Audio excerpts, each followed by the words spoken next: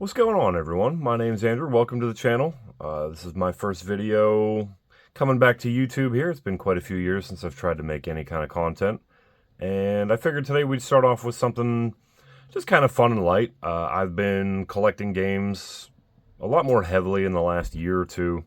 And I figured why not document what I find and the prices I find them at to see how we're doing. I don't resell. I just kind of collect for myself. So it's just kind of fun to compare how much I'm paying to what I'm actually gaining as I hold on to these and build my collection and play through them all. So figured we'd show them off and start from there. Yeah, let's go. Let's see what we got. So Final Fantasy Crystal Bears. I've actually never played this game before. I hear it's terrible, which is exciting. But disc was in great condition, had a manual to it. I believe I got this for around $9.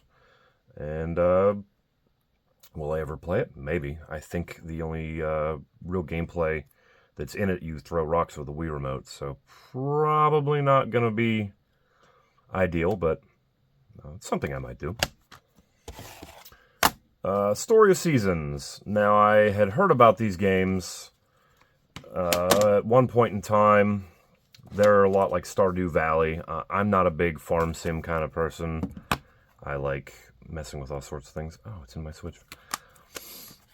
But I figured my daughter might actually play it, and I picked it up. And honestly, it's kind of addicting.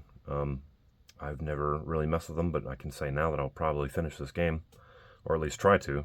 I picked this one up for $15 the other day, so pretty solid find.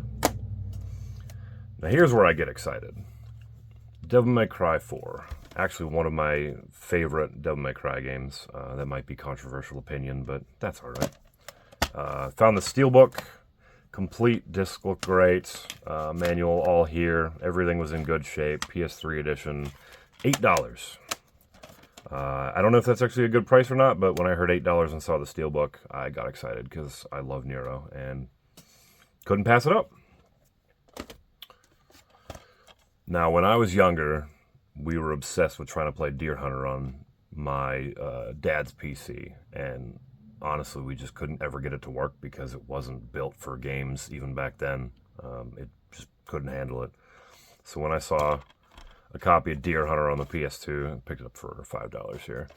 I felt like I had to pick it up just because it'd be a throwback. I'm sure that it's probably a miserable time, but great condition, could be fun. Yeah, moving on from there. Deadly Premonition 2. Found a sealed copy, $25. Don't know anything about it. I knew the original. I've played through the original. Super goofy game. Had a lot of fun with it. I'm pretty sure from what I saw online that no one really likes 2. But hey, we can mess around with whatever.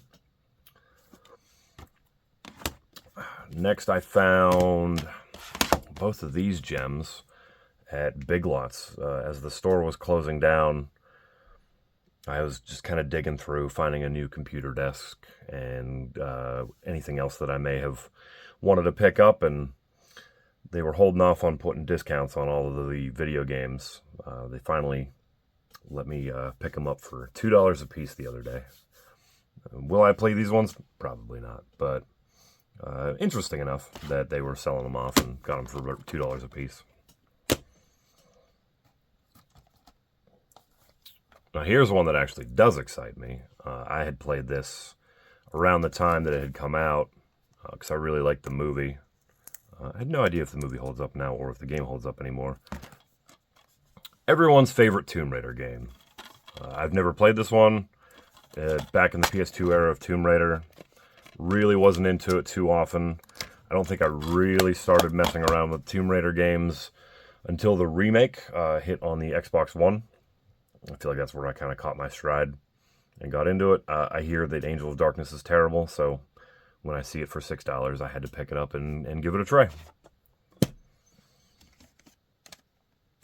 Now here's where I actually get excited.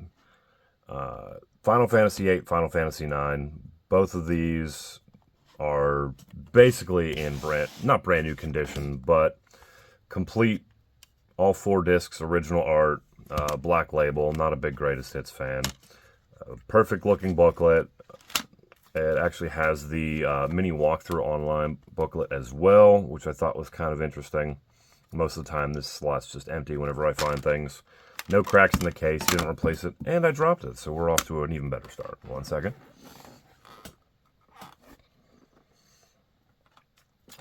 But yeah, Final Fantasy VIII.